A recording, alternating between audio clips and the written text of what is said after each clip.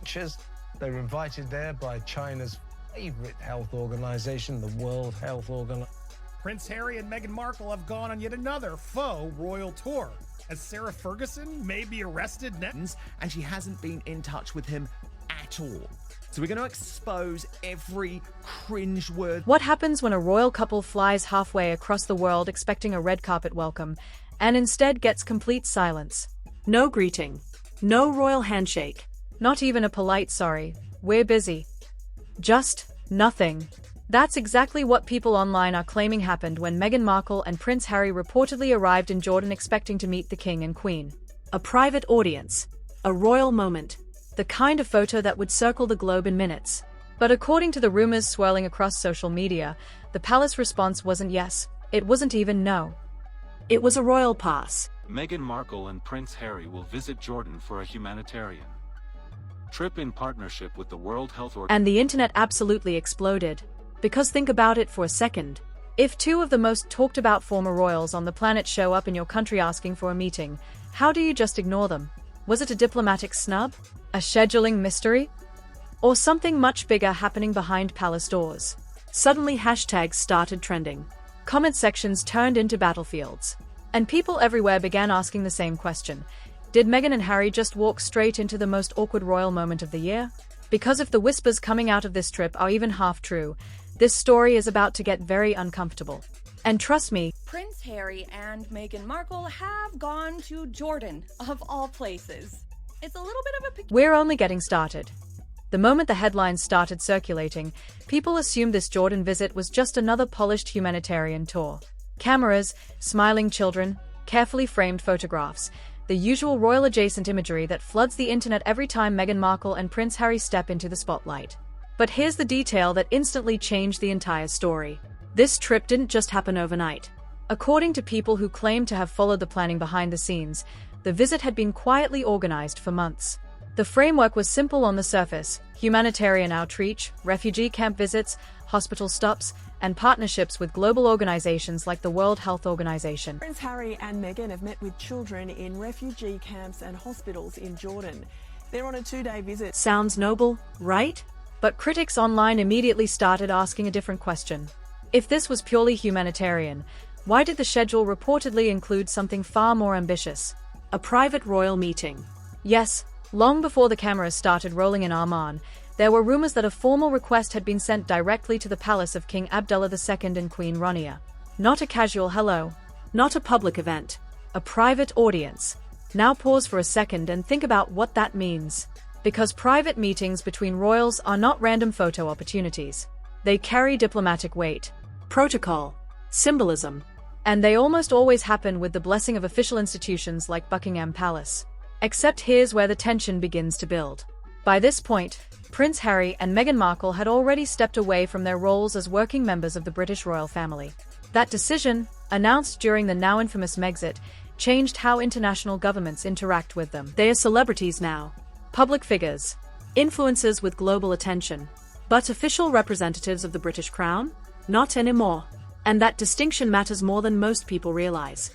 Because when a foreign royal court receives a request for a private audience, the first question they ask isn't, are they famous? The first question is much simpler. Are they coming in an official capacity? According to people who claim to understand how royal protocol works, that question may have been exactly where things got complicated. Sources online claim a formal letter was sent, reportedly written on elegant stationery bearing the Sussex crest, requesting a private meeting during the Jordan visit. And then the waiting began. One day passed, then another. Still no response. No confirmation. No polite decline. No scheduling discussion. Just silence. Now in the world of diplomacy, silence is rarely accidental. Especially when we're talking about one of the most respected royal families in the Middle East. The court of King Abdullah II is known for being extremely organized. Requests are logged, reviewed, and answered through strict channels. Which means when a message receives no acknowledgement at all, insiders tend to interpret it as something deliberate. And suddenly the whisper started.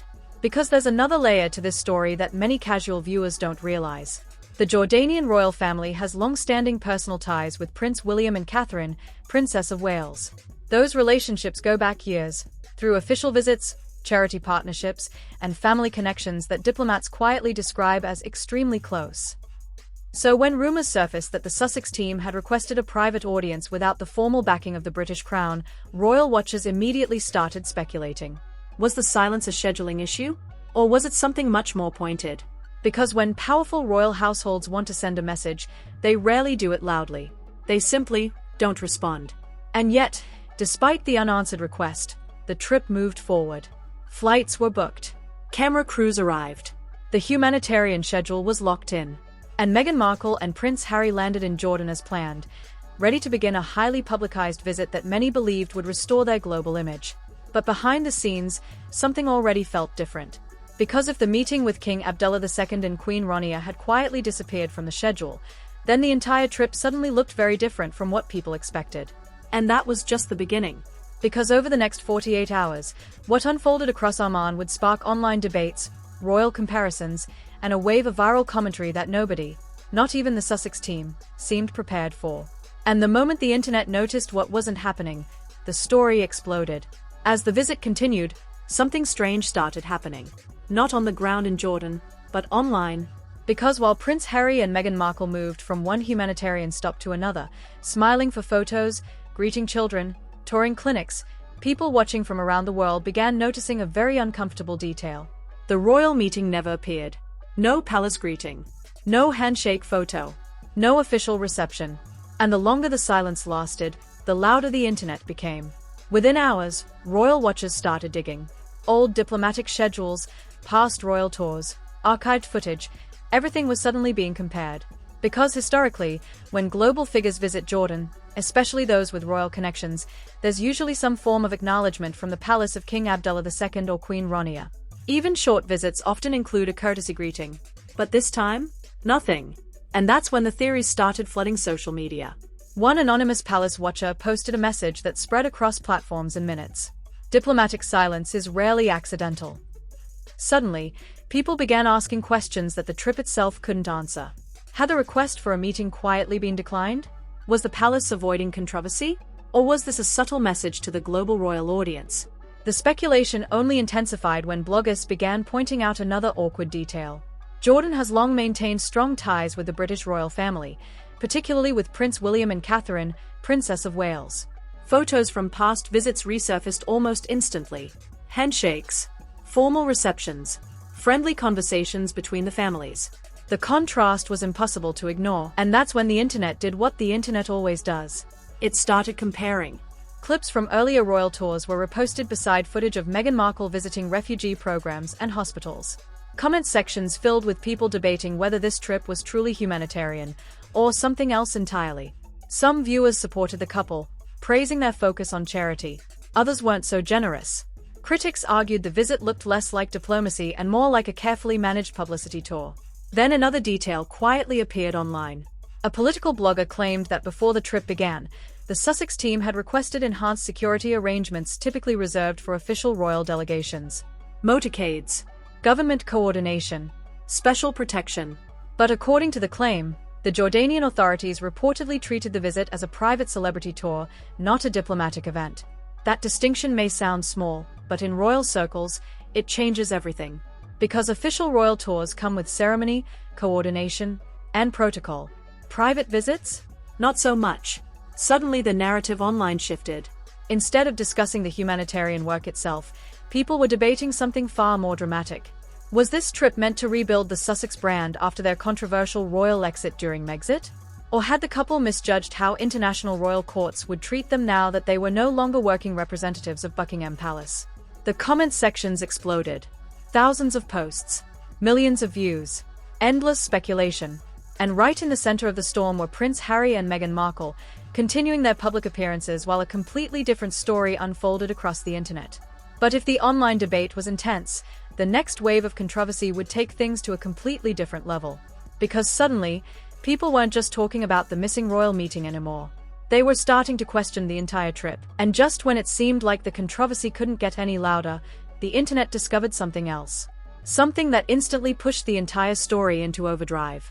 Because while Meghan Markle continued visiting hospitals and refugee programs across Jordan, photos from the trip began circulating online at lightning speed.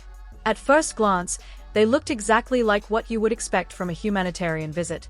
Children smiling. Doctors explaining their work. A royal-style figure kneeling beside a young patient. But then social media did what it always does. It started comparing. Within hours, side-by-side images appeared all over the internet. One showed Meghan gently speaking with a child during a hospital visit. The other? A decades-old photo of Diana Spencer during one of her most famous humanitarian moments. The poses looked strangely familiar. Now, to be clear, humanitarian photos often look similar. Compassion is compassion, after all. But the internet wasn't interested in calm explanations. Comment sections exploded with speculation that the imagery looked almost too similar, like someone had studied old royal photos before the cameras arrived.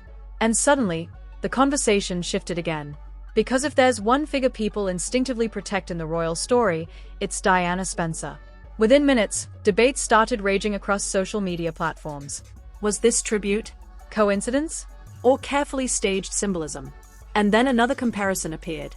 During one of the refugee camp visits, Meghan Markle was filmed laughing and kicking a soccer ball with a group of children. A heartwarming moment, right?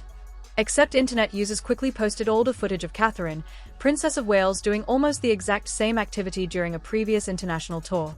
The same kind of field. The same playful interaction. Even similar camera angles.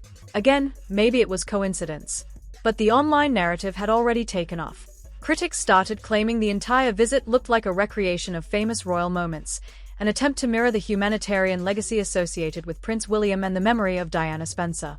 Supporters pushed back instantly, accusing the internet of twisting normal charity work into unnecessary drama. But once a debate like that begins, it rarely stops.